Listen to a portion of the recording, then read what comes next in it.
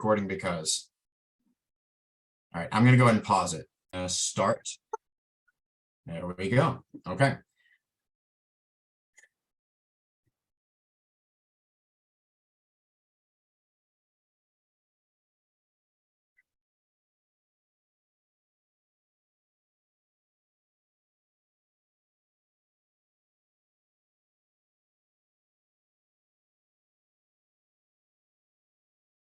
Okay, well, 4 minutes in is seemingly long enough.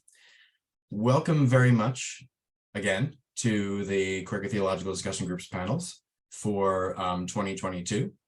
My name is Christy Randazzo, and I am one of the co-chairs. Myself, along with Cherice Bock, help run this group, and we are very excited to invite you in to join us on our panels for today. If we wanted to take a very brief moment of worship before we get going, let's go ahead and start that, if we should.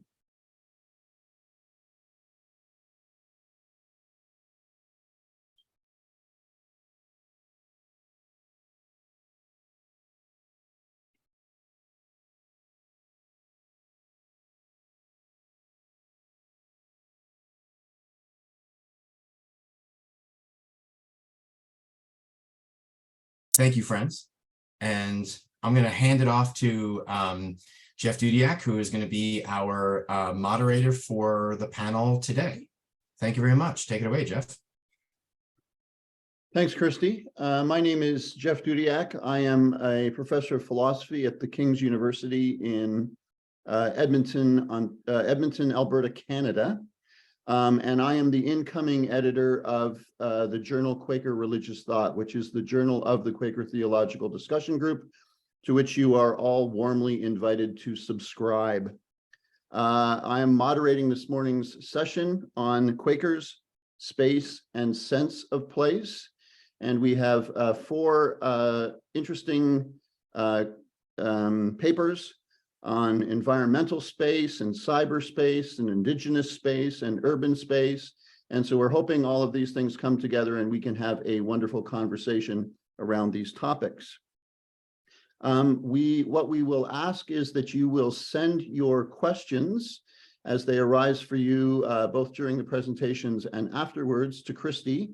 And Christy will then channel those questions to me, and I will try to ask them of the panelists. And we also have this morning a Spanish translation going on of the session. And so if there is a bit of a break in some of the presentations, it's perhaps because the Spanish translators have asked one of the presenters to slow down a little so that they can catch up and so that we can provide that service to a Spanish-speaking audience as well. So is Chagala here? Yes, can you hear me? Oh, okay, good. Didn't see you, Stanley, sorry. Okay, so we're going to start this morning with Chagala, and then we will have Dwight and Cherice and Christy in that order. Each presenter will have about 15 minutes. And at about 15 minutes, presenters, please do not be offended. If you're at 15 minutes, I will ask you to wrap things up in about a minute's time. And so Chagala will begin. And Chagala is an itinerant minister from the Margoli Hills in Western Kenya. So welcome, Chagala, and please proceed with your presentation. Thank you. I just want to say how much I'm so happy to be here, but I want to take just a minute of silence to sort of to connect with you all. Just 1 minute of connecting with you in silence.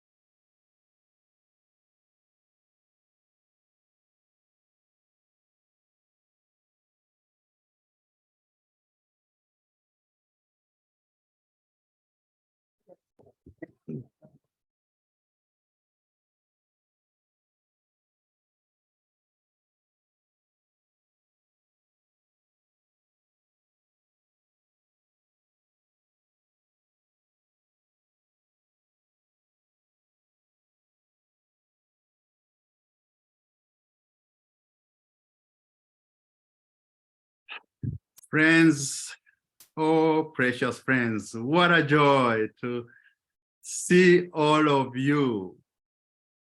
I miss you all. I mean, I just, I can see all of you that I know, and even those of you that I haven't met, I feel you, I connect with you. I'm so glad to be here. Thank you for this amazing opportunity. I am grateful to God for availing me this opportunity to be here and to share in this experience. As you know, I'm Chagala Stanley Ngesa, and I'm now here in Kisumu. I have just checked into a hotel to be able to do this because I don't have a connection in my village. So I bring you greetings from the friends in Maragoli Hills. I told them I was coming to connect with friends from the US and elsewhere, and they asked me to send their greetings to you. So please receive their greetings and know that we all love you. We see you all as our precious friends. I also want to thank Cherice for inviting me, and also Christy and Jeff and Dwight for the work that you've done. This is wonderful. Thank you all. And of course, to all of you who've been able to tune in to join us. I want to start with a little story about a tree here we call Mukuyu. This tree in this village is what you know as sycamore tree. And the sycamore tree, as some of you would know, is a sacred tree. In fact, one of the tribes in Kenya, some of you might know about this tribe. Is somebody raising a hand there? I can see a hand being raised. Are you saying something to me? No. Okay, I'll continue. I was talking about this tree called Mukumu, which one of the tribes, the Kikuyu, is actually also named after. And it is an important tree because you find it in every village. And so in our village here, we also have one. In fact, the little village where this tree is, it's called Mukuyu, which is the sycamore tree. And so the importance of it is that it is also a place where we go for rest. We go to meet in a circle around it. We go for shade, and of course, when the branches fall off, we use for firewood. And the leaves we use for mulching. So it is a very significant tree. The reason why I'm talking about this tree in connection with prayer is that because it is a sacred tree, it is also one of the spaces in which we conduct prayers. And so one day I asked my great-grandmother, who was one of the first Quakers in this place, why why she considered the tree a sacred space. And she told me that because everybody who wants to connect with God sits around it, therefore you have to be in a space that is sacred in order to reach God, in order to commune with God. And so she said that everyone who sits around that tree in a circle is an elder. And it doesn't matter what age you are. It doesn't matter whether you are a man or a woman, whether you are a young person or an old person. You will sit there as long as you have gone through the rituals of installation as an elder. And so she said that the people who sit around this tree and they are initiated, they are all elders.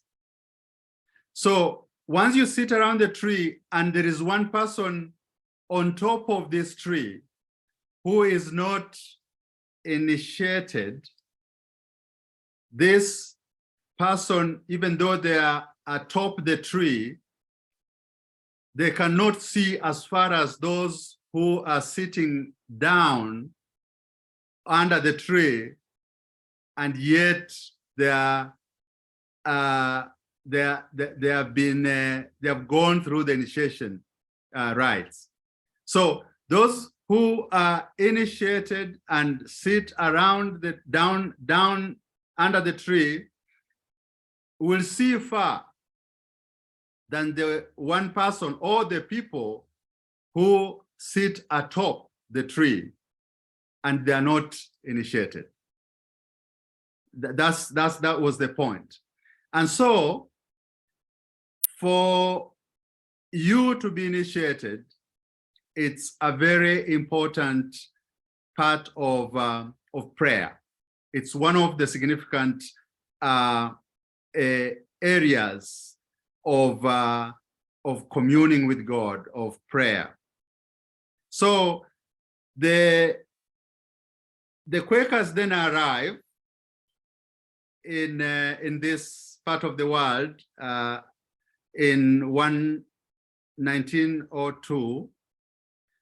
And one of the things they say is that we have to build a church and that prayers would have to take place in a church. And of course, these people in the village have been so used to doing their prayers, communing with God outdoors. They are on the hilltops, they are in the valleys, they are in the forest, they are under a sycamore tree. They are always, their prayers are done outside. And then these friends, these precious friends arrive and they say, no, it's important that we go inside to pray. And so some of the villagers say, no, that will be against our way of communing with God. But some are convinced. They go inside the church that they had built, the Quakers had built, to worship and to pray. And once they are in the church, in the building now, another little conflict arises. The Quakers want to pray and worship in silence, but the locals, including my great-grandmother Dorica and others, say no. this is not how there's no way we can pray in silence to God. God needs, us clapping and dancing and drumming. That's the way we know to pray, to worship. But they say, well, this is the way we were taught when we came to Quakerism. So that's how we want you to worship and to pray. But some of the friends in the village agree, but others say no. We will not do that. We will. Some of them actually would agree to pray in silence, but as soon as they go out, they start praising and jumping and drumming and singing, and so that has gone on up to today. The Quakers here do a lot of they do a lot of worship and prayer with a lot of noise and a lot of dancing and a lot of clapping. Now,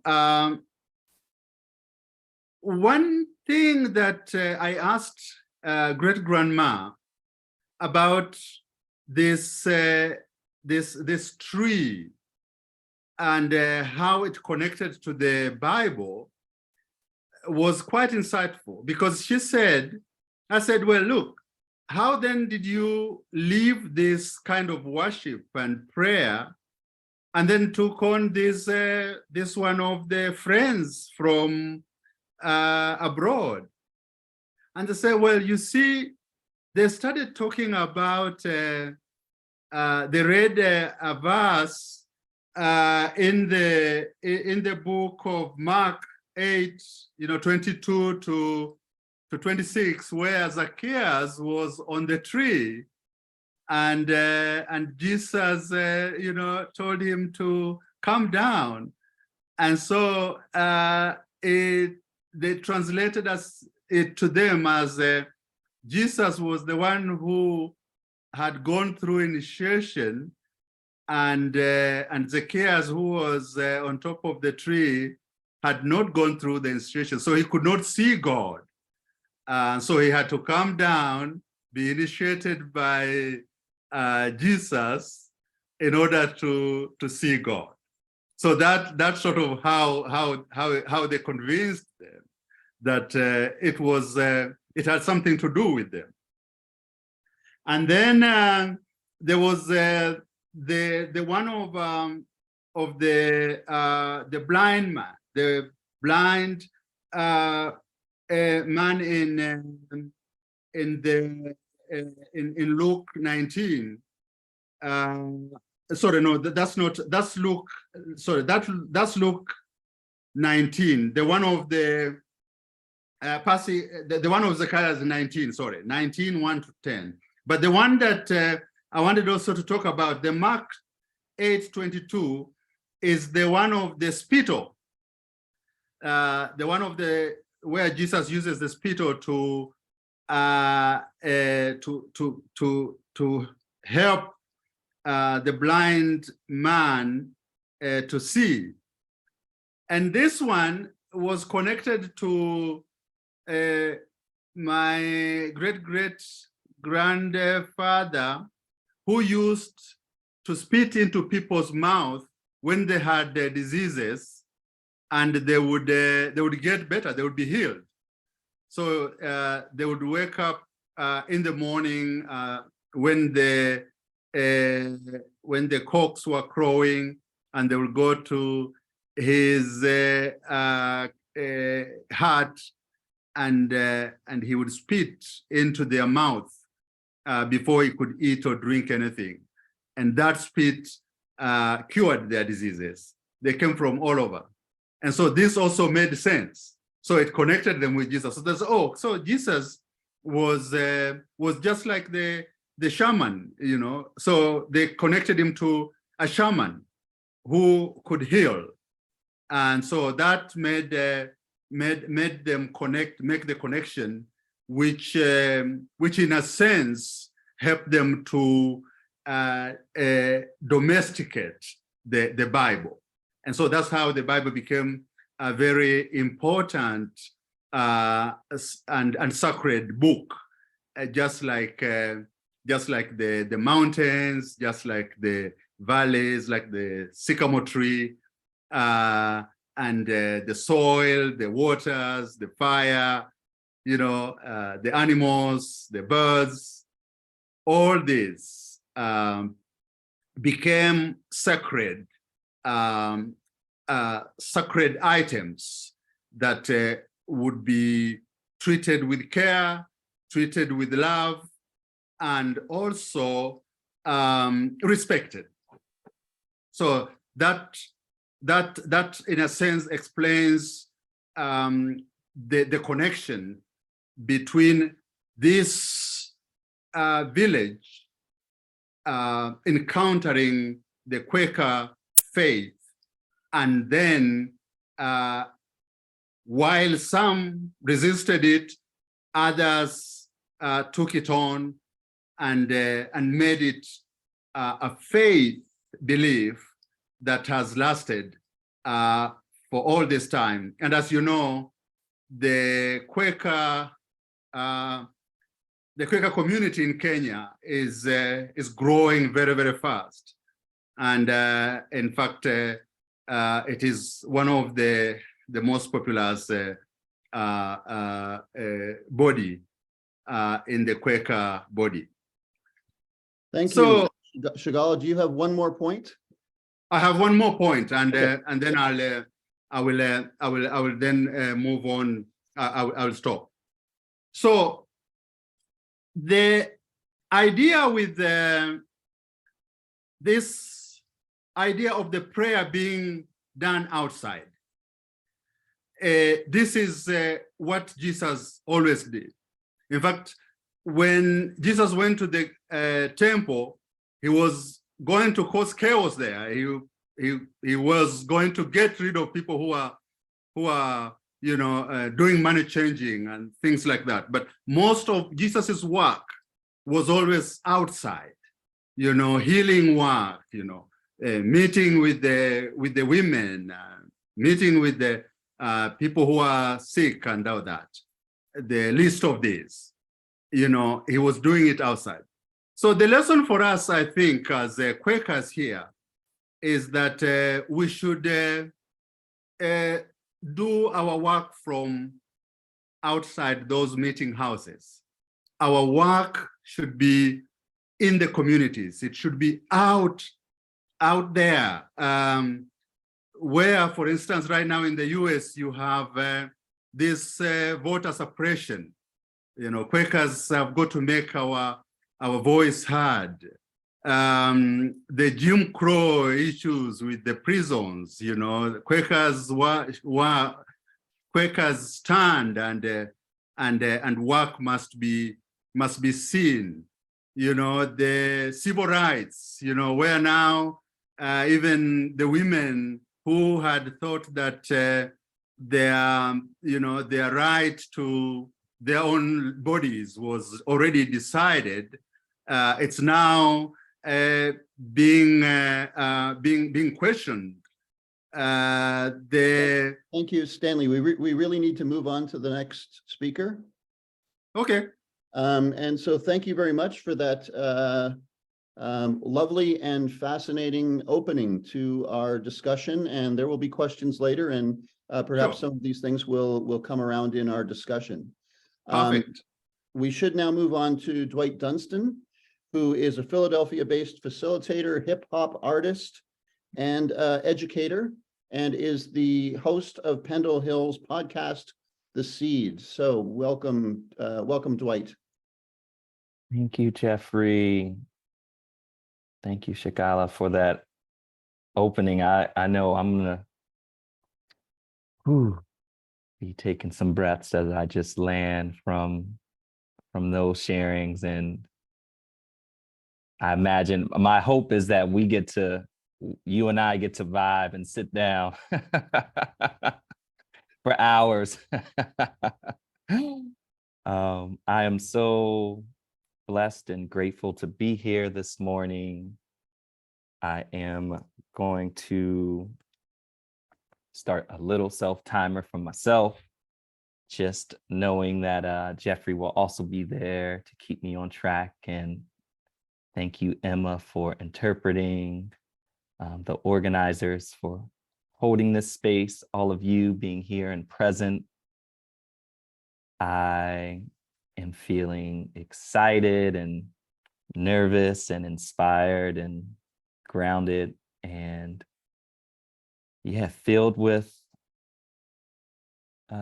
inspiration from what has already occurred and what I feel will continue to take place, of just really cultivating a space with one another that feels nourishing and connecting. So I'm going to share my screen. And I'm actually going to invite folks, just as I'm beginning sort of my portion of sharing, would love for folks to just, some of this has already happened in the chat, but would love to just hear where you are joining us from today, just so we can ground in who's present with us. And then I'm also going to invite folks to just share in the chat a quality that you've inherited from a loved one that you are grateful for this day. For me, I am joining you from what's known now as Philadelphia, but the original lands of the Lenape people on the eastern part of the United States of America. And I am feeling so grateful for this morning. My mother is with me. She is a very spiritually grounded woman, has been her whole life. And that it's been incredible to think about the spaces and spiritual and religious spaces that I've inhabited because of her, and how that is just being nurtured in me day in and day out. So the qualities are coming in, where you're landing. I invite folks to take a look and just check out who's in the space with you today. As Jeffrey shared, I am a facilitator, educator, and creative based here in Philadelphia. These are just a few pictures that I like to bring in to honor some of the village that I bring with me as I travel, some of the experiences I bring with me, including my older sister, Kawana, who grew up in a different household, but we were connected at a very young age. This picture in this top left corner affirms that. My father, who has transitioned from this plane, but I feel with me every day. My other siblings and my niece being the one when I think about how I move in the world, how I am acting in the world, she is the person that comes to my mind immediately as an anchor, a guiding force. And then some pictures of me as in my musician life, playing on stages and venues across the country and internationally, and also spending time in classrooms and community centers, sharing music and using music as a primer for conversations about change and hope, and how do we really take care of one another. I bring into this space my ancestors on this continent who were from Alabama and North Carolina and South Carolina. I also bring into the space some of my ancestors who were from different parts of Africa and Europe. All of that is here with me in this space today. And I bring with me the city of Philadelphia that I was born and raised in, West Philadelphia, to be very specific. And if there are any 90s show television fans, The Fresh Prince of Bel-Air was some ways that West Philly is known. This is the only other Dwight that I knew growing up, and he is actually on the set of a Will Smith music video that was filmed when I was about 12 years old. This music video called "Freaking It." You can look it up. So I'd like to say that my almost claim to fame was being in a music video by one of the more famous West Philly residents, but the other Dwight got the job. But nonetheless, the Dwight here in front of you is so honored and grateful to be here, to be present. And I really, when I think about my home in West Philly, I grew up in a home that had many core values that helped to support the structuring of our time together, but also how we interacted with one another, how we built with one another. And family was extremely important, a commitment to family. Love was deeply at the root of so much of the ways that my parents nurtured me and my siblings. And also me and my siblings nurtured one another and nurtured my parents. And also faith. So these three values, there was a number of different values, but those three, family, love, and faith, we went to church, a Baptist church growing up. And even when I started to go to a Quaker school, I felt that it only enhanced my relationship to my Baptist upbringing. And then as I transitioned to adulthood and became a convinced friend, faith continued to just be an important aspect of who I was. And I have one more activity as we're continuing to move forward, because I want to take a few minutes today to talk about different Quaker spaces and what makes those spaces. And it in preparation for this was really apparent to me that actually knowing the things that we value as we think about cultivating a space, and specifically a Quaker space, which has some agreed upon rules, regulations, intentions. We're also bringing into that space some values that are important to us. So you heard mine, some of the ones that were present when growing up. And I just invite folks in the chat to type into the chat just 3 values from this list or beyond that are important to you. I'm going to take this list off in just a moment, so you can fill in the blank of those values that are important to you. But once again, we'd just love to see what's in the space today. And thank you for doing that. And feel free to take a look at what folks are dropping in on those values. And as I think about the values, as I think about cultivating a Quaker space, which has so much to do with a physical space in place, but also has so much to do with the individuals that are present there. This reflection came to me, and it comes up to me in a number of different spaces when I facilitate, of this idea of belonging, to really talk about cultivating a space together, and specifically a Quaker space. So much of what that conjures up for me is a sense of belonging. And so as I'm moving through this space, you're thinking about your values, you're thinking now about the qualities you inherit from loved ones that you're grateful for, that are all of those things are present here. I also invite you to just journal as we're talking about a few things, a time that you felt a deep sense of belonging, and to really try and hone in on the qualities and characteristics that were present in that place that helped to foster that sense of belonging. Like, how did you know, or what was being activated? How were folks interacting with each other? What were the dimensions or the details of the space? How were people treating each other? That all of those things that help to foster the sense of place, sense of belonging. Just hold on to that as you think about that. All right, and as we move through our time together. There are 3 main things that came up to me when Cherice and I were emailing and other organizing team members were in conversation. I was like, what am I going to talk about? There's so many things that people have written about space, and what might I add to the conversation? And as I meditated and prayed on what to share in these crisp 15 minutes, these 3 reflections came to mind. That when I think about Quaker space, first I think a lot about an attentiveness to the sense of belonging that is held by you, the individual, others, and the space. And I mean like the actual physical space, but also I think about the intentions, the hopes, the fears that perhaps enter the space as well. All of that to me creates the space, and creates specifically Quaker spaces.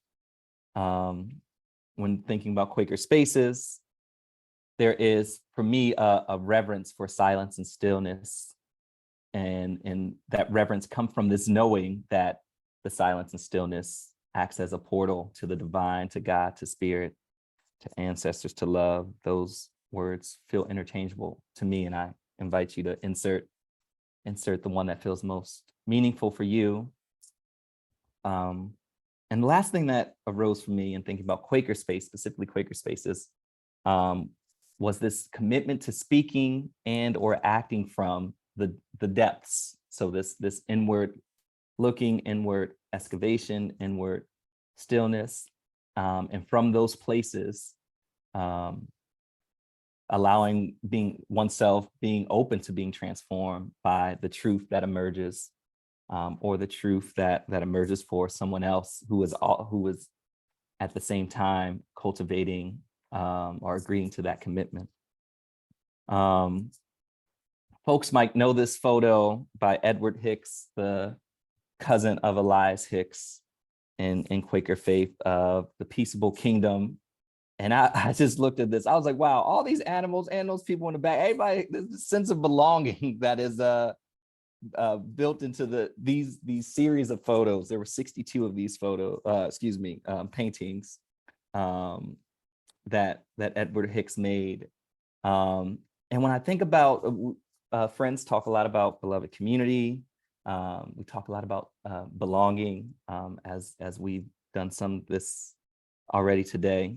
And just this sense of belonging, when I think about cultivating those Quaker spaces in places I've been in, that have intentionally thought about building out a Quaker space, this just came immediately to mind because of the sense of belonging I think these series of paintings elicits. And of course, this was coming in a time in our history where there was lots of dissension, lots of conflict. We know that Edward Hicks painted these to both speak to a verse in the Bible in Isaiah, I believe it's Isaiah, around folks coming back together as the animals do. And so I think about the coming together when creating a Quaker space. Really briefly, there have been virtual Quaker spaces that have been cultivated since 2020, even before, but we certainly saw this be heightened during times of COVID and pandemic, and folks really being mindful of the health and well-being of their community members. And I just love, comes from Pendle Hill's website. I really love and value this intentional way that Quakers, that friends have had to pivot and be flexible and creative in cultivating a Quaker space. This is in an attempt to bring folks together from many different walks of life. Folks log on to Zoom. It's still roughly around 100 folks, approximately 100 folks a day. But how do you create a Quaker space virtually? How do you create that sense of belonging virtually? And I feel like Pendle Hill and many other groups as well have intentionally thought about setting folks up right with certain guidelines and practices to support a Quaker space, support spirit to be able to emerge, to support the stillness and silence to be able to be tapped into. And this, as someone who spent most of, or a lot of this past year at Pendle Hill's campus, I was very, very pleased to both be in the barn, but also virtual for so much of the time this year, and just really, really amazed at the Quaker space cultivated there. It was mentioned that there is a podcast that I've gotten a chance to host, that I've been very grateful to hosting, and thinking about both interviewing people, individuals, but also thinking about people potentially listening to the podcast. I've had to be, and the guests have had to be really intentional about creating Quaker spaces, both for one another in real time, but also creating those spaces for folks listening. And my hope is that through presence, through settling into stillness that we do on the podcast, that folks also have been able to translate through your actual listening. So once again, those 3 points of what is Quaker space, how do you cultivate Quaker space, we've tried to capture, which is a very hard thing to do, but through the podcast. And the last thing I want to share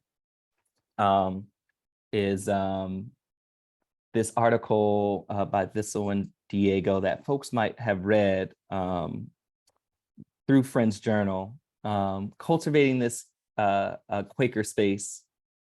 Here, the article is described as sacred space, but I think so much about how do we cultivate spaces for one another as friends, and then also the ways that, depending on our identities and our experiences, how those spaces may or may not, that sense of belonging may or may not be felt into in its fullness. And so this article explores historically the ways that historically marginalized identities in the US context in general, but specifically in meetings, have experienced Quaker spaces. We know that as we move and really grow and learn more about the intention it takes to create those Quaker spaces and therefore, in my opinion, sacred spaces, that we actually need to be intentional. And Chagala was mentioning this in your story sharing about African heritage friends worshiping very differently than other friends who arrived. And you know, when we think about the ways that spirit gets tapped into, it becomes so much more important to think about what voices or identities might be marginalized, might feel actually separate from or ostracized from Quaker spaces, depending on how spaces are set up. And so hopefully we'll get into a little bit more of that in the Q&A. But as I close, my question for you all, query for us to just ponder is to think about in this moment how you are cultivating a sense of belonging for yourself and others. And maybe perhaps in this very space, but as you move from this space, think about where your heart feels open and where your heart feels closed, and just an invitation to get curious about those things. Thank you, friend.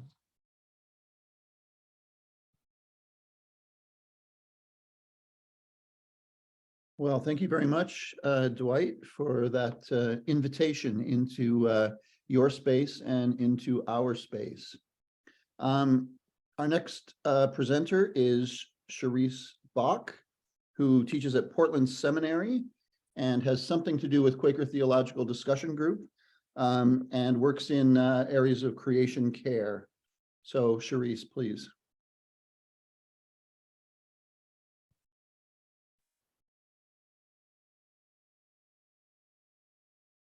Hello, everyone. It's good to be with you all, and I too am taking a moment to feel gratitude for the two pieces of sharing that we've received from friends Chagala and Dwight. Thank you so much to both of you for sharing your pieces of wisdom and care and depth. So let's just take a moment to rest in that wisdom together.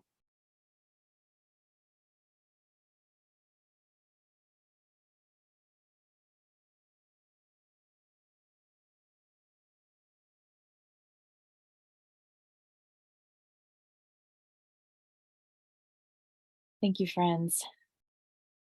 So Christy and I are the co-chairs of the Quaker Theological Discussion Group, and I hope that you will not hold that against us for putting ourselves on this panel. A friend, Paul Anderson, suggested this topic, and both Christy and I were so excited about the topic and just had a lot to say, and felt like this is really generative with the work that we've been doing. So you get to experience that, whether you like it or not, I guess. But as I was thinking about what I have to say on this topic, I want to kind of think about what would it mean to develop a Quaker theology of place or sense of place that meets this particular moment and time period, and particularly in my work relating to eco-theology and what's the Quaker work of community flourishing in this era of climate change. So that's where my comments will be directed. And So I wanted to kind of start off with thinking about why would Quakers care about a sense of place, and particularly Quakers from my own tradition, which is a Christian perspective. So for a little bit of background, I wanted to start with John 1, which is a beloved chapter among many friends, where we hear that the Word was there in the beginning with God, and the Word is the one through whom the cosmos was created, and the Word is associated with the life and the light of all people. And this one became flesh and dwelled among us here on earth, in this tiny corner of the universe, this place that we call earth or soil. Later this month, we celebrate this incarnation, this enfleshment of the living light. God with us, participating in creation in a way we could sense, dwelling with us. And this word dwelling has a meaning of pitching a tent. God chose to go camping with us, which sounds like a somewhat vulnerable and temporary residence, a time to be present together with all the mixture of beauty, danger, joy, and pain that comes with living together as members of the Earth community. And in the biblical tradition, we're invited to participate in a new community that is developing as this incarnation, this enfleshment of God gathers people. And guided by this light, people are to be transformed together into a new creation. And for a long time, I think many people, at least for the last couple centuries in the Western tradition, many have tended to imagine this new creation was only for people. But in recent decades, as the human impacts of harm to the planet have become increasingly apparent in the forms of pollution, habitat destruction, resource extraction, and climate change, theologians and others have started to notice the presence of the rest of creation in the Bible and Christian tradition. So, for example, all creation groans along with us in labor pains as the new creation is being birthed in Romans 8:19 through 23. So all creation groans with us in labor pains in birthing that new creation. Care of the land permeates the purpose of the laws given to Moses and the hope-filled visions of the prophets. And the books of the Bible are intensely connected to the landscape and care of the particular place of the land of Israel, beloved by the people as their promised land, a place that with proper care flows with milk and honey, towering cedars, olives, grapes, and grain, its rivers and lakes teeming with fish. So as Jesus' followers move out into the wider world to share this message of good news for the poor and abundant life, they discern that people do not have to give up their own cultures to follow the way of Jesus. They must simply become part of the community of the new creation, living lives transformed to participate in the body of Christ. And so this is something that moves forward in the Christian tradition for the first several centuries. And Augustine talks about nature being the first book by which we know God, and the Bible as the second book by which we can know God. And so we connect to God first through the natural world, through creation, through the things around us. And this kind of has gotten lost over the centuries in parts of the Christian tradition and even the Quaker tradition, but it's something that's there in the beginning of our tradition, and I think something that is being recovered by eco-theologians and others at this point in history as we're recognizing how problematic it is that we've left that part out. And so the Bible as our sacred text links us closely with a beloved place, but we also kind of need to do some of that reconnecting work among friends in a lot of places that maybe we have not focused on that as much. So I'm going to consider the meaning of the term sense of place a little bit, and how the work of placemaking might help us to contribute to climate resilience and community flourishing in this time, and help us work towards solidarity, hope, and justice. So sense of place is a term that's used in a number of fields, in various academic fields and kind of practitioner fields, that indicates people's perception of a geographical location and sometimes a certain feeling of connectedness or sacredness, maybe a sense of awe in places with particular gravitas. And sense of place includes our senses, right? It has to include senses, which are the faculties with which we sense, the five senses, as well as kind of our inward and spiritual sense of connectedness, belonging, and other senses such as appreciation of beauty and feelings of care or love.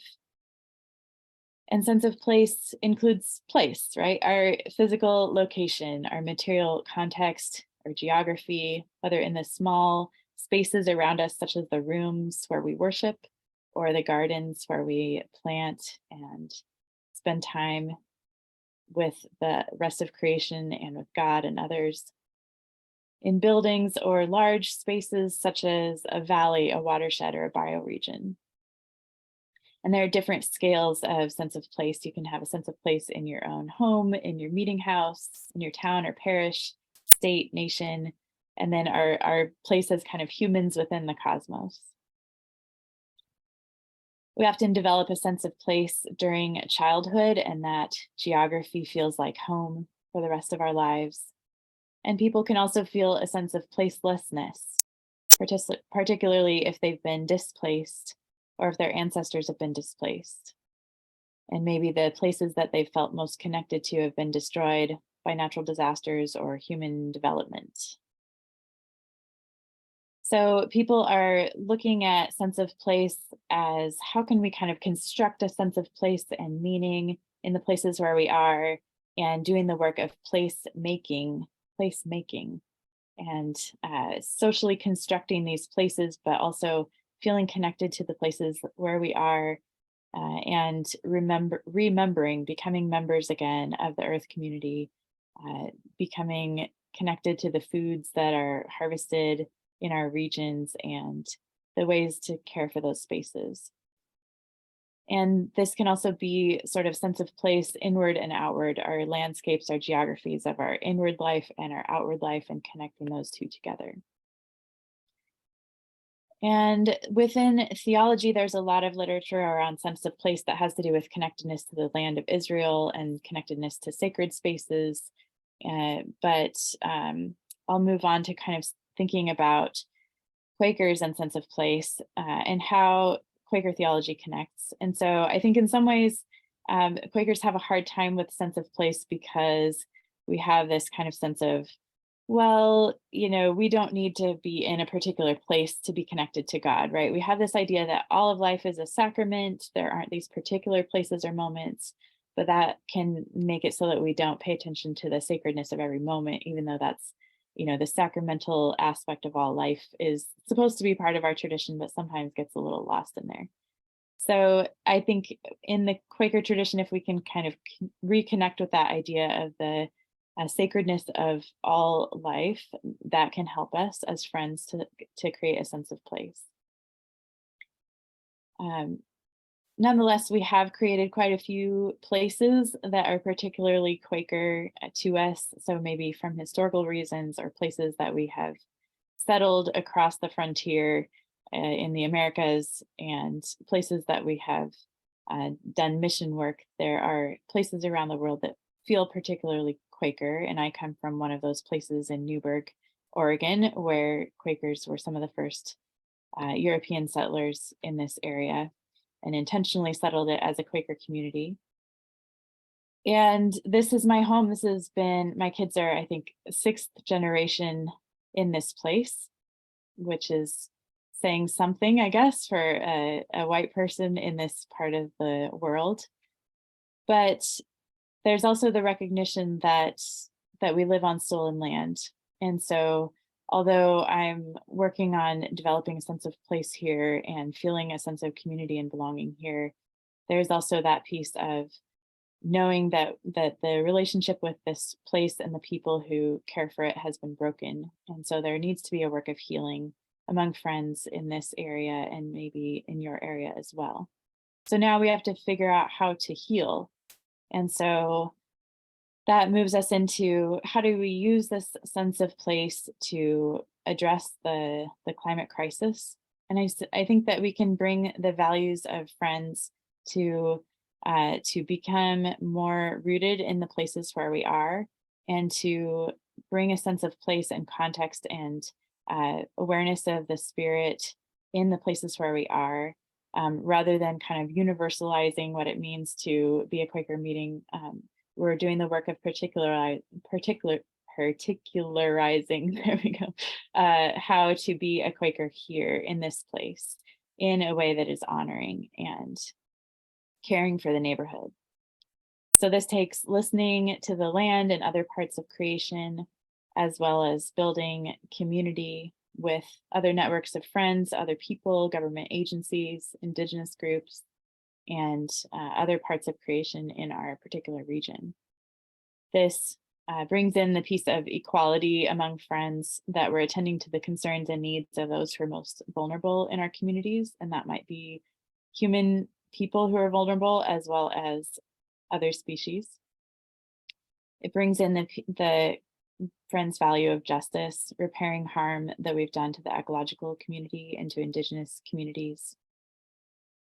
And it brings in the piece of the sacredness of all creation and paying attention to learn to care for the particular places, living the incarnation of the new creation where we are. So for the last couple of minutes, I want to just share what that might look like practically as we create a sense of place and do the work of placemaking with our meetings. So this will look different in each context wherever you're located, and what paying attention to what buildings you might be caring for, what land you're caring for, the people who attend your meeting, and the needs of your neighbors. And for those of us whose ancestors are from colonist backgrounds, this probably means first connecting with local indigenous communities. Since we're guests here, finding out how to honor the land and repair the damage that we've done from stealing the land, and being willing to give up control in that process.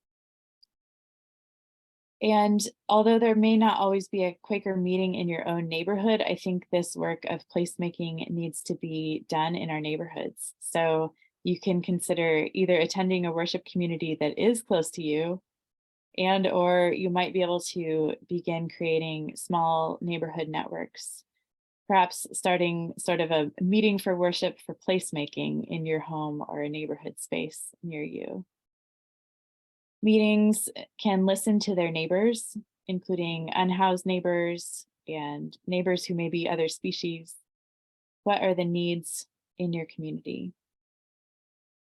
And this also means considering the most impactful climate-related concerns in your region and your particular neighborhood. So how can your meeting collaborate with other neighbors to prepare and respond in the case of climate and other disasters? So in my region, we've had several small climate emergencies in the last couple of years, every year, such as extreme heat events, unusual cold, excessive rain, wildfires, and not to mention the pandemic. So there are plenty of ways for our meeting communities to become spaces where we do the placemaking work to create a sense of place and belonging in our community, where we start collaborating with others to meet the needs of those who live in our region, and begin mitigating, adapting to, and hopefully reversing the impacts of climate change by building these communities of the new creation right in our neighborhoods. Thank you, friends.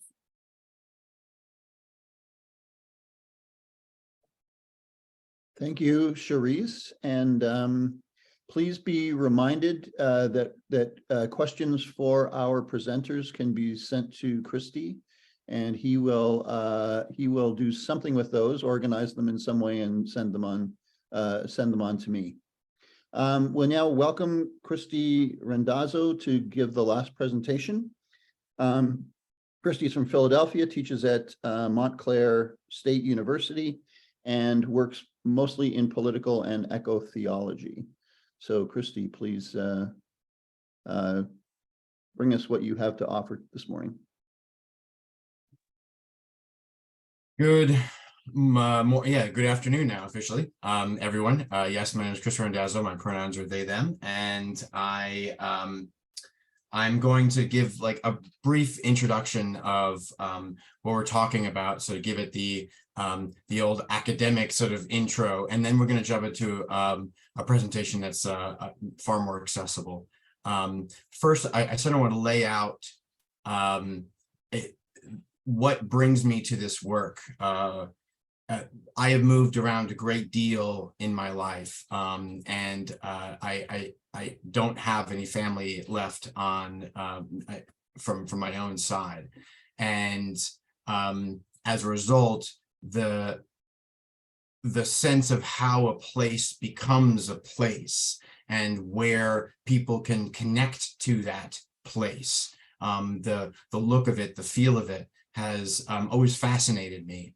And then when I started to get into this question of trying to understand why many of the built forms of some places, particularly some of the more recent suburban forms, didn't feel homey, whereas other ones did, I sort of discovered that I walked down a rabbit hole and we got involved in work on looking at architecture and the built form of a city itself, and to see, sort of understand what are the ideas that underlie that whole idea of how places are built and why they're built in a certain way. So let me share my screen so I can start this PowerPoint, because of course an academic cannot have a presentation without a PowerPoint. There we go.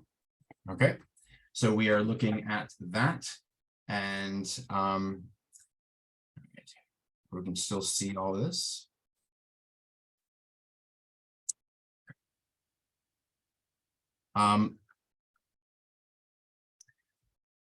This is a Quaker theology of the city. This is part of a much larger work that I'm working on right now. We're placing Quaker testimony, eco-theology in place in conversation. And sorry, there we go. Quaker theological and ethical frameworks are underappreciated resources for exploring the space and meaning of the city, particularly in ways that Quaker testimony, the holistic expression of a Quaker's core theological beliefs and ethical convictions in both individual actions and an embodied way of life, both inform Quaker work in environmental justice and can inform conversations occurring at the intersections of urban planning, sustainability, and movements for social justice. So this presentation is both reflective and speculative. I'll first explore some of the theology and ethics of historical examples of Quaker approaches to human habitation patterns, starting off with the Garden City model of William Penn and his original plan for Philadelphia, the anti-urban rural ecological idealism of John Woolman, right across the river in southern New Jersey, where I'm living right now, the planned model village of Bourneville in the UK, built by the Cadbury family to house workers at the Cadbury Chocolates factory in Birmingham, UK, and the green building remodel of the headquarters for the Friends Committee on National Legislation, or FCNL. Quakers do love our acronyms. The first green building on Capitol Hill in Washington, D.C. I will then develop a speculative model for the Quaker theology of the city, which you see right there in front of you, which pays particular attention to addressing issues of structural injustice and ecological sustainability. The approach constitutes three main elements: testimony, eco-theology, and explorations of place, which all intersect with each other, reflecting this multidisciplinary conversation that happens at both the level of popular consciousness, meaning all of us, and at higher levels of political and academic conversation.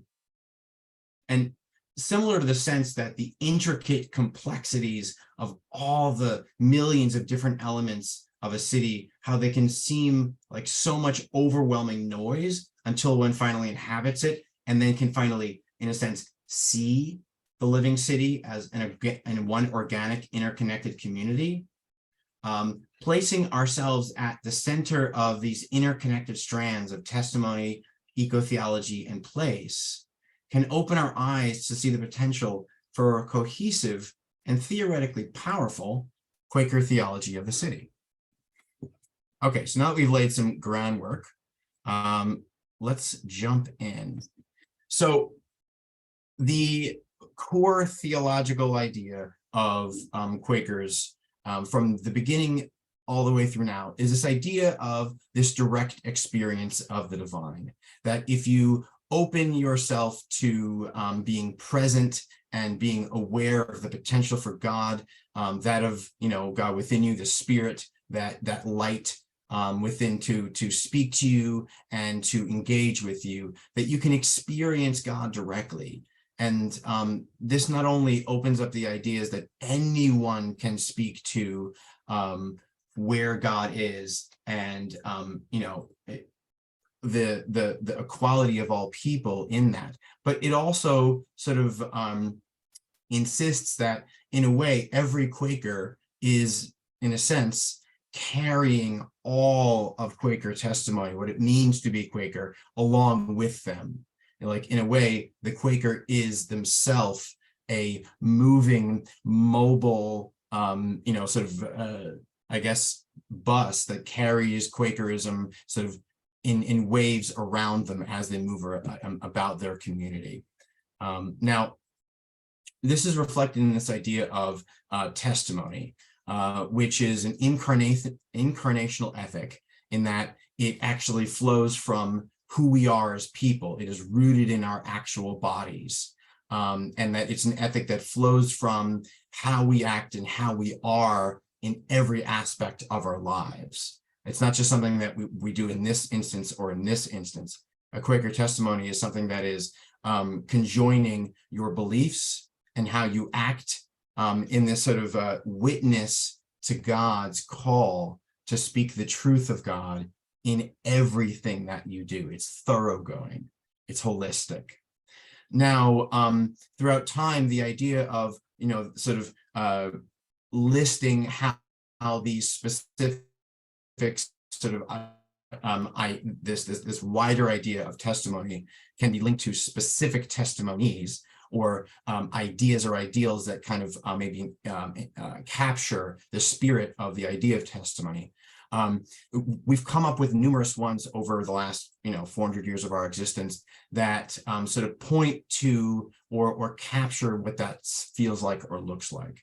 Some historical expressions could be the Quaker testimony of hat honor from the very beginning of our history, which specifically is about this idea of not taking off your hat for your assumed superiors, which seems very much an unimportant thing, but it actually is a profound, in that context of 1600s England, it's a profound statement that I am not going to demonstrate, obeying the hierarchy of society, that I am acknowledging that I am, inferior to my sort of aristocratic superiors. So that idea in that context is an incredibly powerful statement of equality before God. Over time, we've had different expressions. Some of the more notable ones that are now quite popular emerged from a work that Howard Brinton, who was a 20th century Quaker scholar, sort of did to start creating the idea of listing our testimonies as specific, sort of almost like, in a way, a creed without it being a creed. Now, one of those contemporary expressions is the idea of spices. And personally, the least amount of time spent trying to explain or deal with these ideas, the better. So let's move on. One of the ideas that has actually sustained itself throughout Quaker time is this idea of plain, which has become, it sort of shifted over time in its sort of manifestations, but initially starts off with this idea of, first wanting to have this outward expression of this inner reality of, clearing away all the things that might keep a friend from hearing or experiencing the voice of God and acting upon that will. So the plane winds up being an insistence on not focusing on outward appearance, not focusing on certain, ideas of fashion or what is acceptable or what have you. Now, this, of course, sort of emerged from as many things do, from a specific context and a specific intention from that sort of, again, 17th century Quaker time, where superiority of birth, quote unquote, in the aristocracy was represented in superiority of clothing.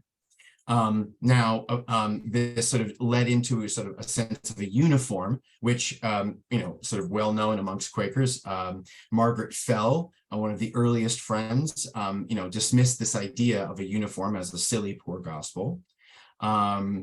And that sense that if we're focusing so much on fashion, we're not actually focusing on what we need to be focusing on, which is, again, clearing away that which is necessary for hearing God. And this is just another picture of sort of what that looked like in terms of an aesthetic of, plain clothing, plain sort of colors, what have you. However, in terms of built form, it manifests itself in our meeting houses. And it's really interesting sort of aesthetic where, again, the idea of the plane, the testimony and ethic and theology of plane actually manifests itself in these sort of created and specifically formed spaces, which are supposed to create an entire aura of plainness, so that when you walk in, you are taught about what plainness means by the worship space itself. Now, the idea of worship spaces teaching us the theology of a community is not new. Anyone who's ever heard of anywhere called the Sistine Chapel can, sort of understand that idea.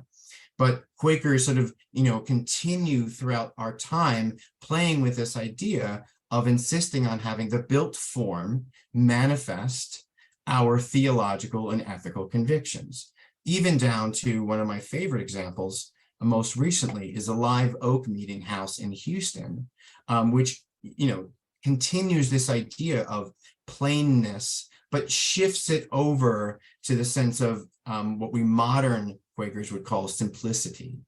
Now, I want to note that a famous Quaker artist named James Turrell creates this sort of thing inside this meeting house called the Sky Space, which is actually an incredibly complicated and complex architectural form, which instead sort of, it's complex in its development and in the sort of the planning that goes behind it, but tries to create this sense of this simple, elegant, sort of permeating light sort of throughout the entire space, which again, is teaching the sense that the light of God, the light of, within, is permeating the entirety of the worship time. So the built form, again, representing and teaching what it means to be Quaker in this space.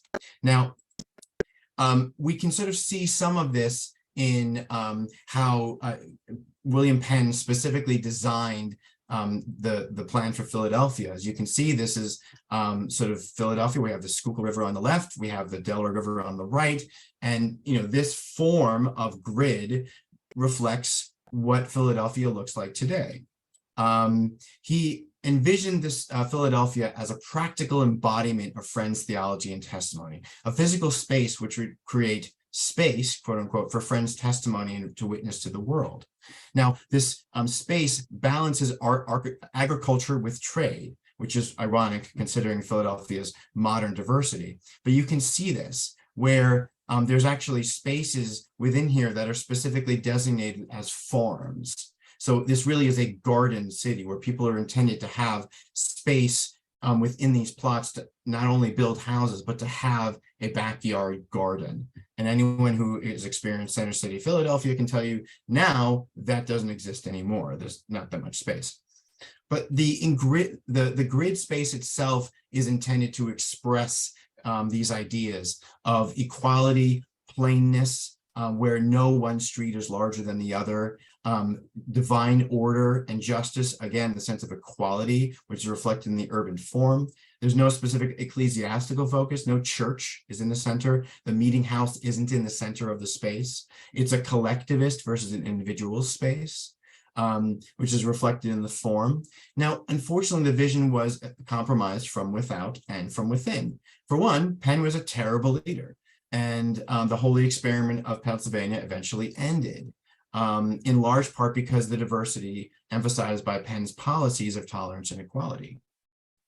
And yes, Quakers kept slaves. Penn wasn't bothered by this. He had his own. But I want to note very briefly, when we look at form, a note that there's an inherent colonialism in imposing an extremely regimented order on a landscape that had a much more organic, sort of way of designing it before the Philadelphians arrived. Now, an alternate to that view would be the one expressed by John Woolman across the river in Burlington County. Woolman lived 1720 to 1772, and he was immersed in the culture and life of Philadelphia Quakers. So he was there and connected with Philadelphia inherently, but he developed a theology of the reign of God, the peaceable kingdom, which was creation-centric, where the spiritual and material were not separated. So one's environment, employment, and practices all had direct spiritual implications.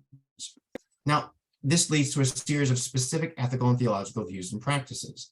If God's presence in the entire creation exists, then it demands an abolition of slavery, demands a nascent environmentalism and a movement towards a better care for animals, and an absolute dependence on divine guidance, which is challenged, in his view, by the political, cultural, and economic hierarchies implicit in the urban form.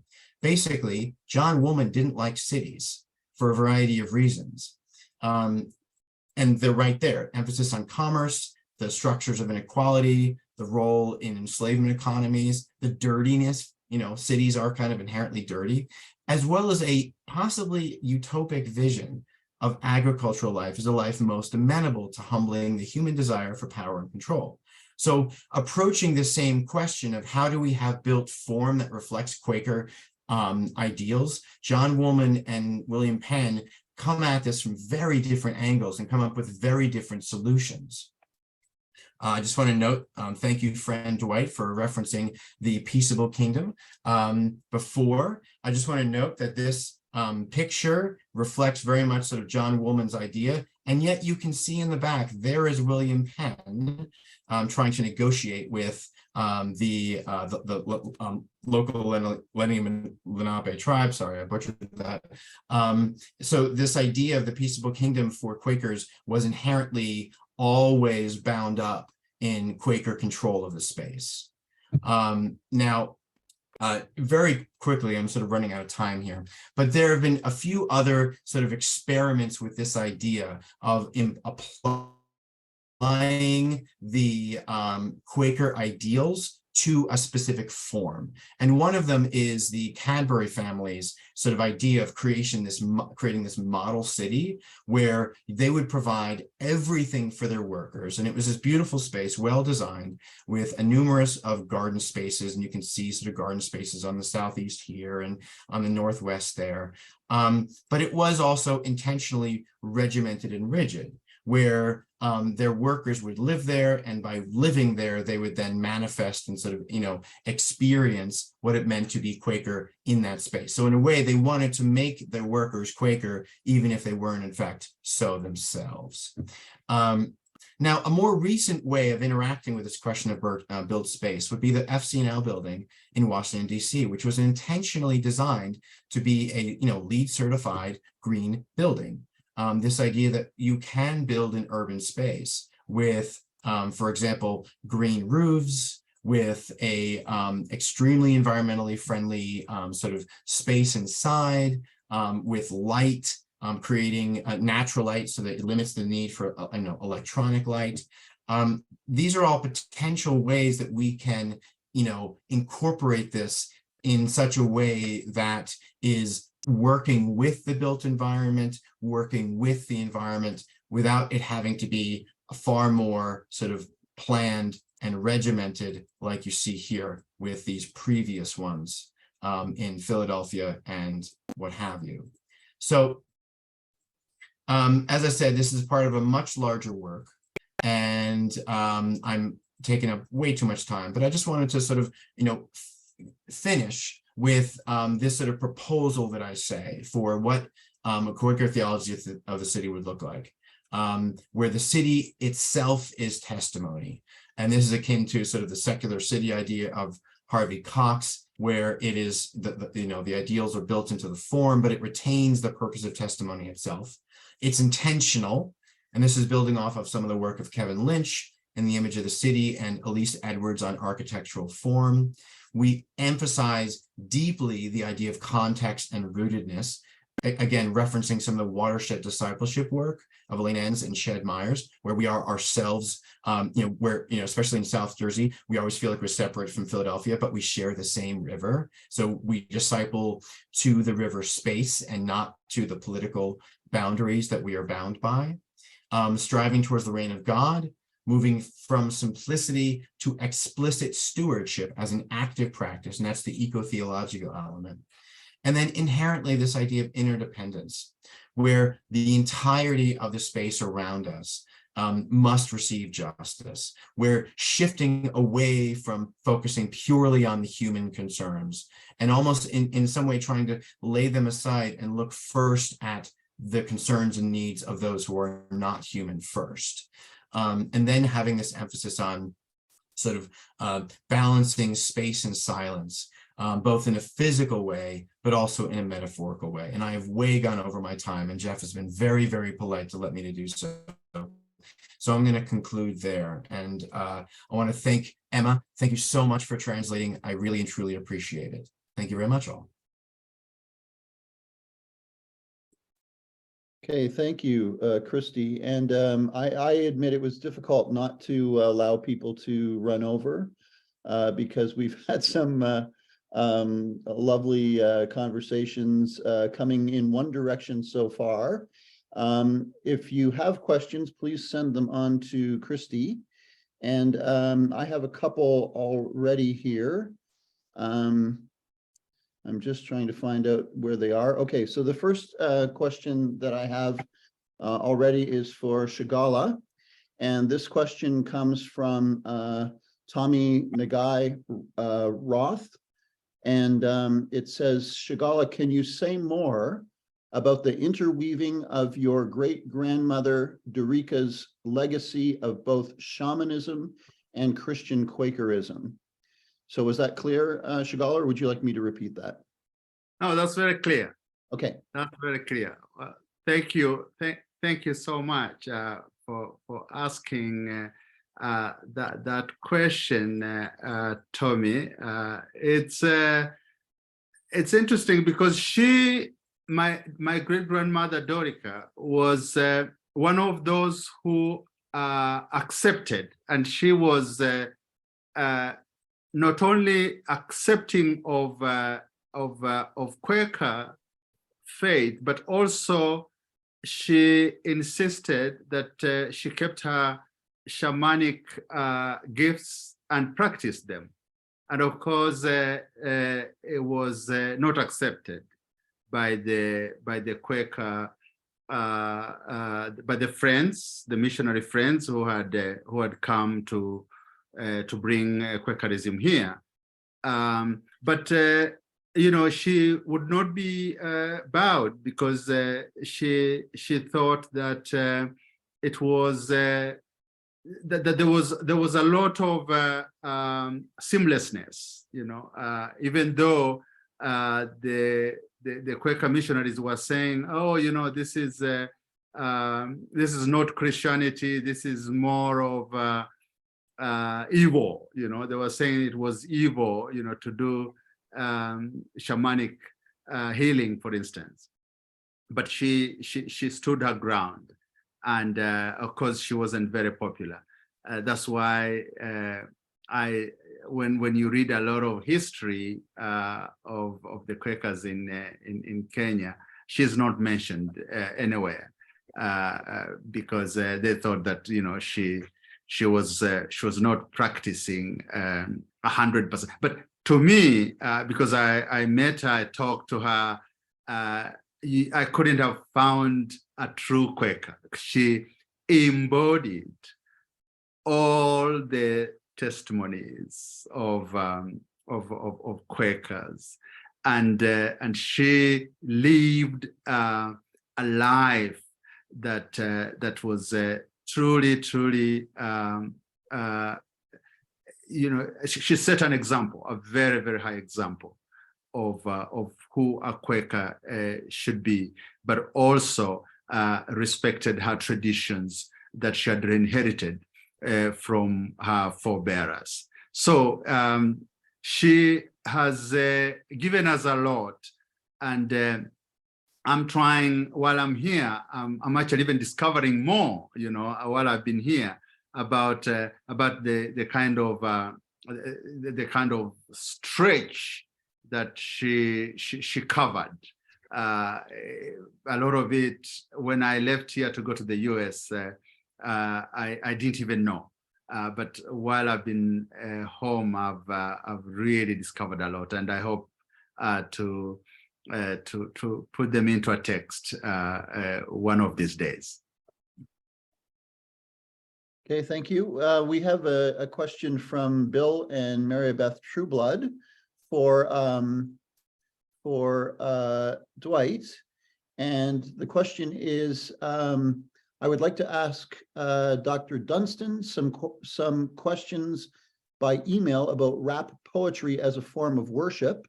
And so that will be coming by email, but I wonder if you'd like to say something to all of us about that. Yes, thank you for that question, Bill and Mary Beth. I have to remove the doctor in front of my name only because there's real doctors on this panel.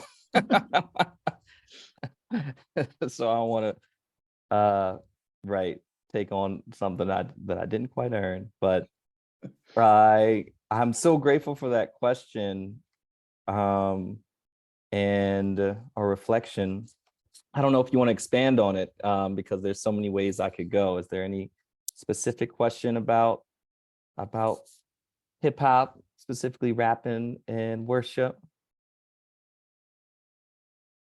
I had heard a lecture on from a theologian, and I don't recall his name right offhand, but he has explored in his own life and in hip hop and rap groups the fact of the connection with God through rap and hip hop and that culture. And a couple times in the last 6 months, I just felt really, this is kind of from my charismatic background in the vineyard, but I've just felt this sense of empowerment if I write poetry as kind of a rap sound or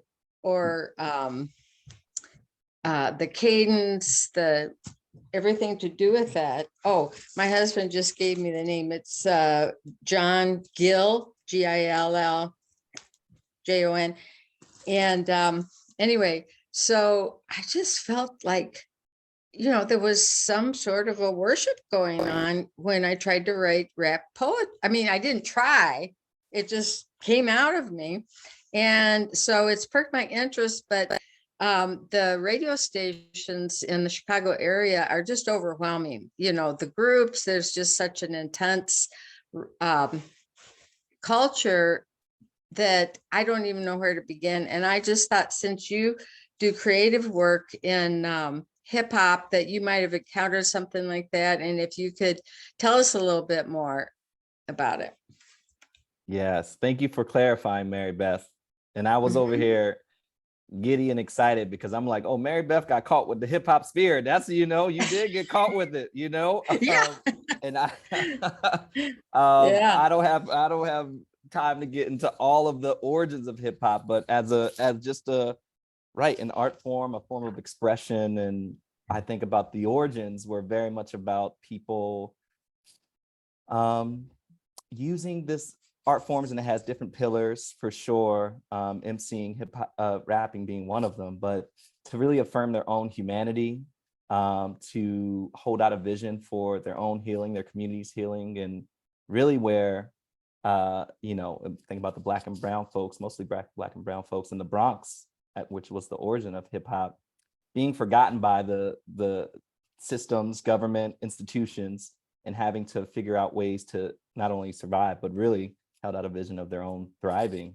So yeah, they would MC, they would move their bodies, they would use visual art, what we know as graffiti, and what gets really labeled as a negative form was really used in its origins as a way to amplify their own existence, and have other people in parts of New York, when they were graffiti trains, had to acknowledge that there were a group of people actually being forgotten intentionally by a system, to acknowledge their existence. So yeah, I feel just this morning I was talking about, and I'll slow down, I'm remembering our translators. Thank you, friends. I got hype. I was speaking this morning about music for me, art for me, as someone who is socialized, has been conditioned to make myself small, and for safety reasons, right? As a Black body in this country and in the specific context, art is this form where I feel that God, the worthy, joyful artist that a benevolent, loving presence sees when they look at me actually gets to come through. And it makes me emotional because there is a way that I'm intentional about how I move in space.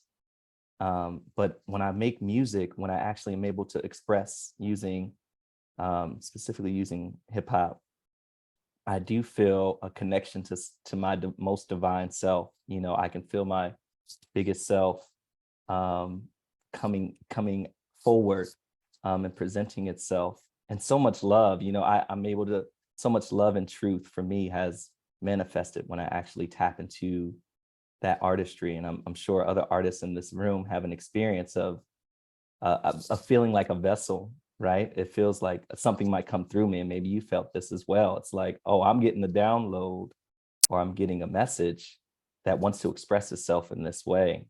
And it can be shocking for me too, because of the truth in it, and the love in it, and just the honesty that's in it, that sometimes it's hard for me to activate in my regular day-to-day. So yeah, I really appreciate you sharing your testimony and reflections of what it's been like for you, and that absolutely resonates for me too. So we have a question or a comment from Welling Hall, which I think is maybe best directed to Christy. And there are 2 points here. First of all, I'd love to hear more about the possibility of different theological implications of plainness versus simplicity. And also on cities, I'm interested in human scale. One of the characteristics of modernist architecture is that things aren't built for human scale, for pedestrians, etc. So you might want to comment on one or both of those points.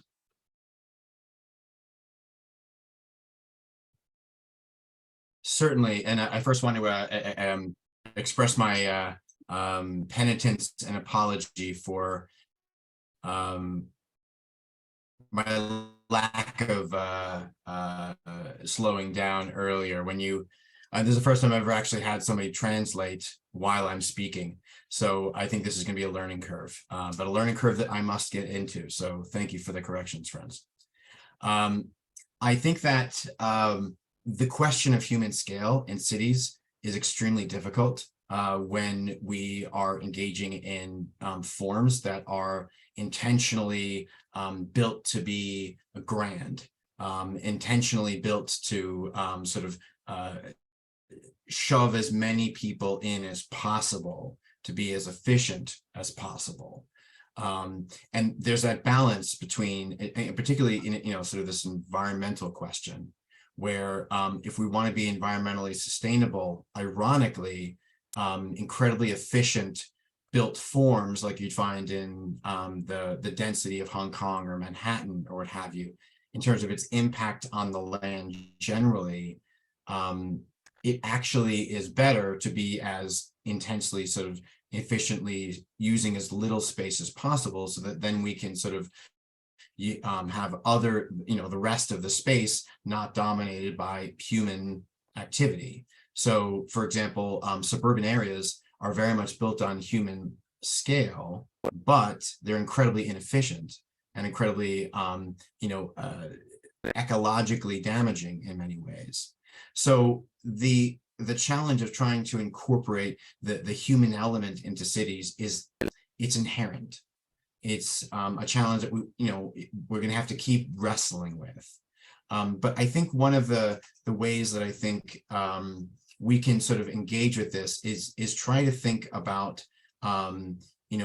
envisioning cities, which is what we haven't really done before. Like, how do we actually understand what it means to be in a city? And if we are in a city as a grand ego project, then inherently the built form is going to reflect the desire for humans to overwhelm and overpower. And I think we can look at numerous examples around the world, that would point to this. Even the development of super talls, these huge buildings that you're seeing pop up in New York, which maybe house 70 people, at all. And instead start to sort of, explore the idea of the city as a place where humans are gathering as a maybe more specifically intentional human space, while using materials that are intended to be, on human scale. So I'm thinking of cities in, for example, Sweden, where they're starting to build skyscrapers out of wood, out of timber, so that they can be continuously worked on, replenished, and they don't use nearly as many resources as other cities would be. Now, could you remind me of the first part of the question, Jeff? Not taking too much time, because I really would love to hear Cherice's stuff too.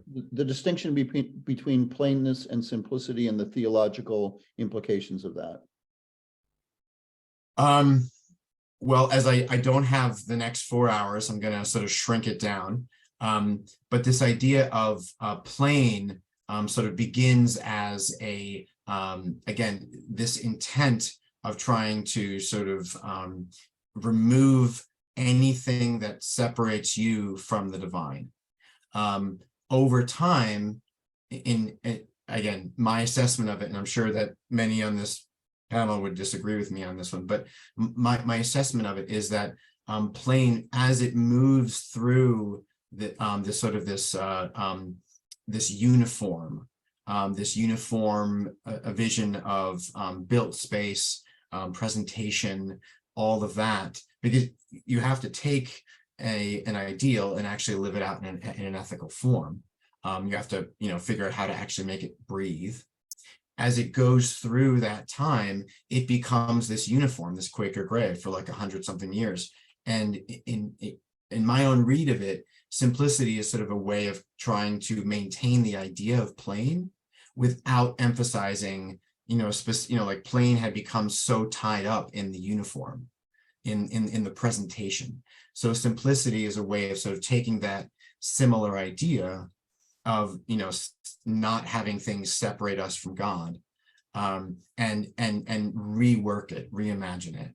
But I think the question of simplicity now, because we still need to manifest this in real life, becomes this old, sort of Quaker question of, do you buy the used car or do you buy the, the new car? What's actually going to be better for, simplicity's sake? Do you have the hybrid sort of electrical car that's really expensive and, uses really damaging batteries, or do you have the really old, gasoline burning car that pumps stuff into the environment?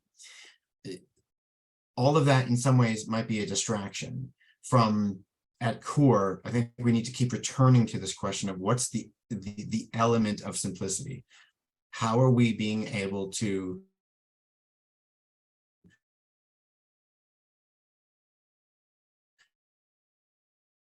in all of our actions, in all of our places, that of God within, and then everything will go from there. Okay, we will want to have something here for Cherice. Cherice, do you want to comment on that specifically? Yeah, that's what I was going to say. That I think one of the things that that is helpful in terms of considering eco-theology and the city is people have looked at the end of Revelation, which maybe not a lot of friends spend a lot of time with, perhaps, but the last couple of chapters of Revelation are this vision of the new creation, and it's a city where this river flows through it, this pristine river, and this tree of life is growing, and it has fruit growing around it. That one type of fruit is fresh in each of the 12 months, and so it's this, and then God is the light. There doesn't need to be a temple, but God is the light that is present to everyone in that city. And so it's a built environment where the whole city is constructed in a way that's healthy and life-sustaining for everyone, with God being the light. So I think of that as this vision of the new creation. I think sometimes with climate change and with kind of the concerns of how humanity is damaging this planet, it can be, it can feel like, well, if we just got rid of all the humans, the planet would be fine, right? But how do we have this kind of more positive theology of humanity being actually part of the community of life on this planet? And I think that gives us that kind of a vision of we work with the landscape to build the things that we need, but incorporating and participating in the functions that make this planet work. So I guess that's what I would contribute as far as like, how do we kind of have this vision for what a city would look like? I would also love to throw that question to Chagala. Do you have thoughts? Because maybe the concept of a city is a little different, coming from a kind of European American worldview than Africa. And so I wonder if you have thoughts on whether a city is necessary, or if there's a better way to think theologically about spaces and places and sense of place. Well, the most important part of the city in our context here in the village would be community. How does community express itself? Because if you have an idea of the city that I know, having been to the US, where everyone for themselves and God for us all, then that contradicts sharply with what we understand in the village, because here we are one. You know what I know my neighbor. I know the person who lives 50 houses away from where I am, even though it's even separated with land, not just blocks. And so and if there is any problem in the next village, I know about it, and I can avail myself to do for them, be there for them, and just show support. And so I would think that would be what I would see as something that is lacking in the city, and of course the Quaker value is to encourage community. And so do we see that? I think that's a question to ponder. Okay, we have a question from Nathan Schroyer, sorry, who is asking about the relationship between the FCNL building and city design, either with Cadbury's Bourneville or Penn's Pennsylvania. It's not Pennsylvania. What's the name of the city? Philadelphia. Philadelphia. Okay.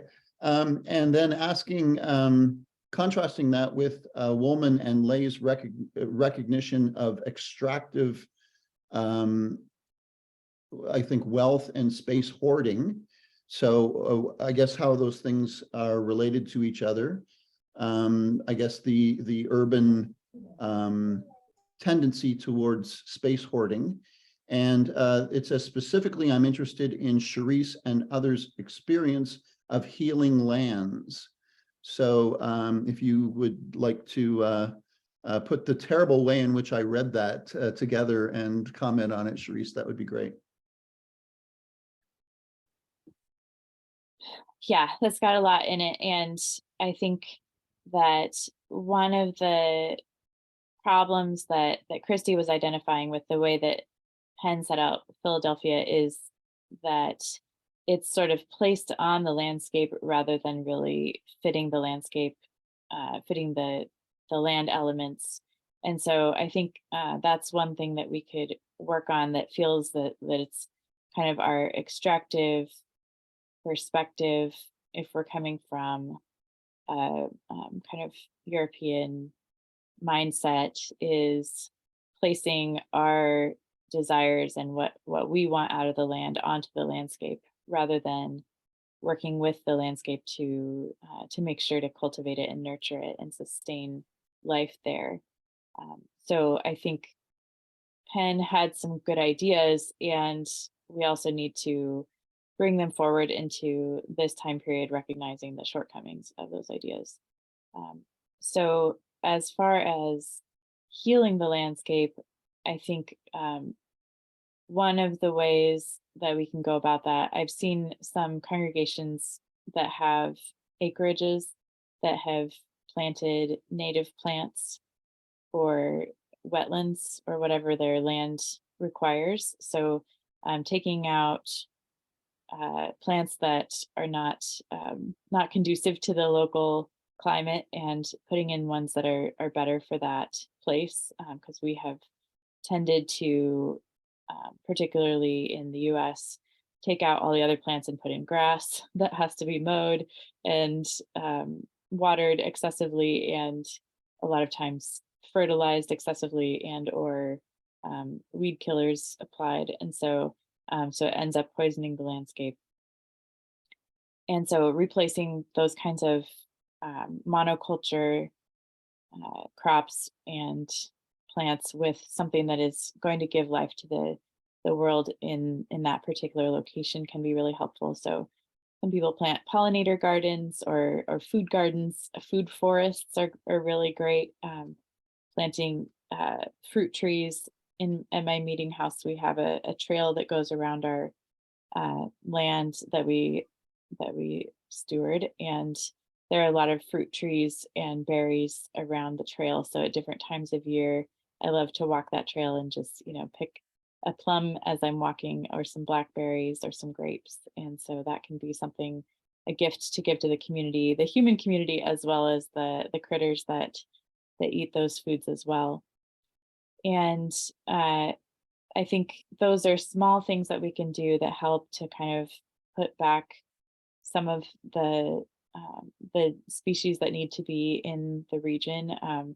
Some places the prairies have been destroyed, and so planting a few acres of prairie species can be really beneficial to the insects and other pollinators in the region. And then kind of on a larger scale, I think getting involved in removal of dams that are not necessary and causing harm to the river's ecosystem, and removal of pipelines and other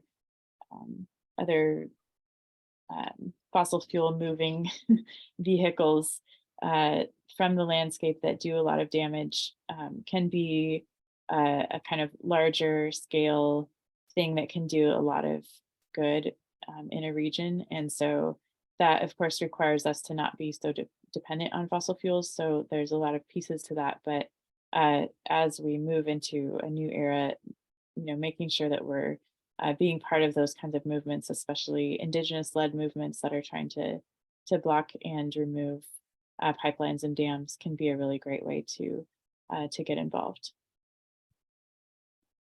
Okay, thank you. I'm just thinking that if fruit being produced in each season is the measure, clearly Edmonton, Alberta is not the new heaven and the new earth. But okay. We have a couple more questions, but we're also running out of time. So I just would invite each of our presenters to take seriously 1 to 2 minutes. We'll call on you to say something wrapping up. And we'll start with Christy, because there's a question from Janet Scott you may want to address in your last minute or two, saying, how do you consider Quaker theology of the city in light of Hebrews 11?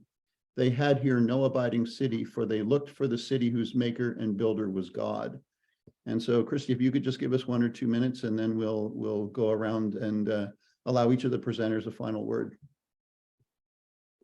Certainly. I want to emphasize the idea that I think fundamental in Quakerism is this idea of balancing both sort of theology and belief and action.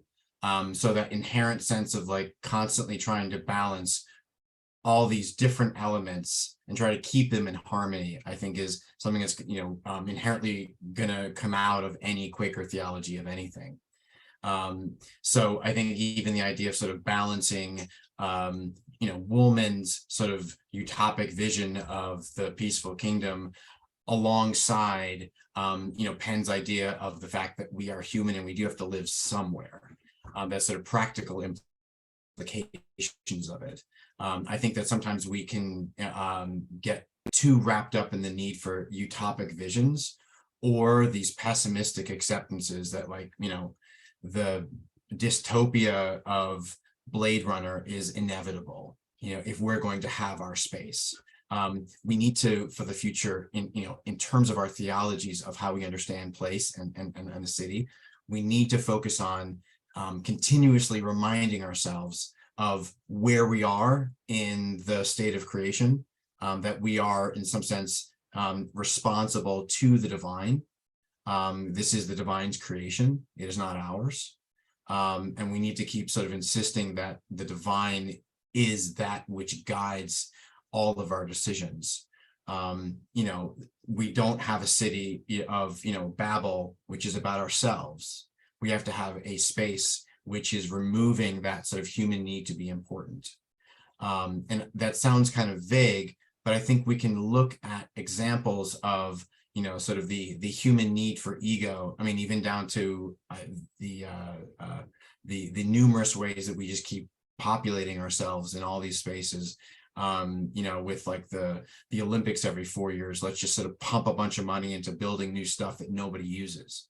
I think in some sense we need to start, recognizing that we need to maybe pull back from the spaces that we have, assumed are ours, and reassess our place in the wider built environment, which again sounds like a sort of a huge thing, but it can happen in very small ways over time. Meeting houses can manifest this themselves. Quakers can manifest them, in terms of what buildings they choose to buy and build. It's these small ways that can start adding up to something bigger. But it all has to be based on the idea that it's not ours. Okay, thank you. Dwight, as tempted as I am to ask you for a closing wrap, I will simply invite you to share a final thought with us. Next time, Jeffrey. So grateful to be here. The thing that's coming to mind, I've recently read Martin Luther King's last speech, which I didn't know was this, but was at a rabbinical assembly 10 days before he was assassinated. He was joined by Abraham Heschel, Everett Gendler, who was known as sort of the Jewish grandfather of environmentalism, and it was King in front of a large group of folks. And this question, Rabbi Heschel started with this question in the opening of, where does moral religious leadership in America come from today?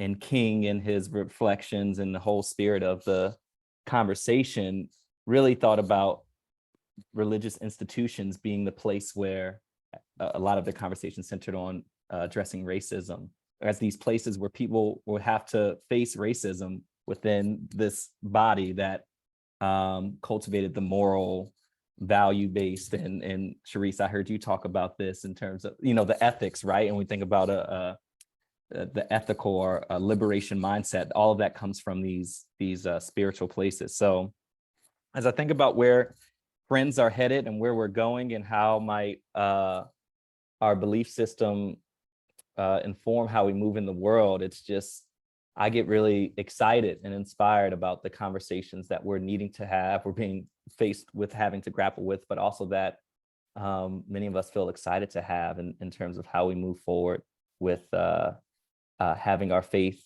be put into action. So I'm moved by all of the questions and the brilliant panelists, and just it's certainly supporting me to get on a good foot after I leave this space. So thank you. Okay, well, thank you. And Stanley, Chagala, do you want to share in a minute or two a last word? Oh, I think you're muted still, Stanley. I have 3 quick things to share. Thank you is the first one, to all of you for really being here. And I'm so happy to see you. My heart is full to the brim. And it's going to be that way for quite a while. 2, I would like to remind us, friends, that we still have a lot to do. I know that many friends, in their own different meetings, are involved in many areas of sustainability, and I just want to urge you to keep going. There is just a lot to do. And then the third one is, what Dorica, my great-grandmother, always told me, that, and she based it on Luke 25, the story of the Good Samaritan, that she always said, don't be like those, that like the priest and the Levite who just passed by this man who had been clobbered by thugs, but be like the Good Samaritan who saw him, had compassion, went to bandage him and took him to the inn. In other words, do not stay on the other road as they did, the other side of the road. Cross over to the street. Cross over the street. Cross over and have compassion, and not just for fellow human beings, but also for the other human creation. We were talking about the soil. The soil also cries. It bleeds when we put a lot of influence into it. When we put plastics, the rivers, the oceans, the birds cry, the animals. So yeah, let's be good Samaritans to this. Okay, thank you. And final word maybe from Cherice. And Cherice, maybe you could finish by inviting everyone back tomorrow for a session at the same time. And as one of the organizers, you know more about what's happening then than I do. So maybe you could give that invitation. Thank you. Thank you, Jeff, for moderating, and panelists for sharing your thoughts and wisdom. And thank you so much to our translators for doing the challenging work of translating all these thoughts in the moment. So I really appreciate that. This is the first time that we have offered translation at these events, and we hope that it won't be the last time that we are experimenting, and we'll do so again tomorrow at least. And I guess my closing thoughts are that we all belong here. We're all placed in our places because we belong here. We have value, and we have value in our places, our networks, our communities, and the rest of creation also belongs. And so I think as we, as friends, we have a fairly positive view of humanity and our connection to God, and being in the image of God and having the light within us. And so as we recognize that and live into that space of belonging and extend that into the community of all life, I think we can be people who can create, do the work of placemaking in our various places. And so I have hope and faith and joy that each of you can begin and continue to do that work of placemaking where you are, with the other friends and with the community of all life around you. So those are my final words, and I really appreciate you staying a few more minutes beyond the hour to close out this time together. And we'll look forward to seeing you tomorrow at the same link and at the same time in your time zone for our second panel of this series, where we'll be exploring the theme of unnamed rules, exploring Quaker power dynamics. So we look forward to seeing you there. Thank you, friends. Wonderful. Thank you, Chagala and Dwight and Cherice and Christy, and all of you for attending. And hopefully we will see you tomorrow. Be blessed.